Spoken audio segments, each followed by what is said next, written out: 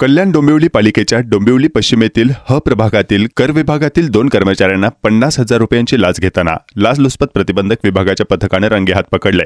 योगेश महाले आणि सूर्यभान कर्डक अशी लाचखोर कर्मचाऱ्यांची नावे आहेत। कर्डक हे गेल्या वर्षी पालिकेतून कर विभागातून सेवानिवृत्त झाले आहेत। गरिबाचा पाडा येथील श्रीधर म्हात्रे चौकात पालिका क्रीडांगणाच्या आरक्षणावर वसंत हेरिटेज ही बेकायदा इमारत आहे।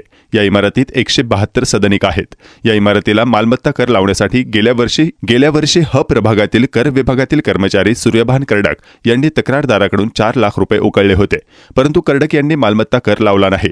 त्यानंतर ते निवृत्त झाले। 4 लाख रुपये घेतल्याने तक्रारदाराने कर्डक यांच्याकडे काम पूर्ण करण्यासाठी तगादा लावला, परंतु कर्डक तक्रारदाराला दाद देत नव्हता। यामध्ये योगेश महाले सहभागी होते।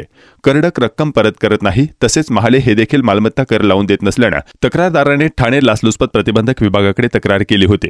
पथकाने पडताळणी केली असता मंगळवारी पोलीस निरीक्षक विलास मते यांच्या पथकाने ह प्रभाग परिसरातील एका चहाच्या दुकानाजवळ सापळा रचून 50,000 रुपयांची लाच घेताना कर्डक आणि महाले यांना ताब्यात घेतला। यापूर्वी ह प्रभागाचे सहाय्यक आयुक्त गणेश बोराणे यांना देखील लाच घेताना अशाच प्रकारे लाचलुचपत प्रतिबंधक विभागाने अटक केली होती। मीडियाने क्रीडांगणाच्या आरक्षणावरील बेकायदा इमारतीचे प्रकरण बाहेर काढले आहे। या प्रकरणाची पालिकेकडून चौकशी सुरू आहे।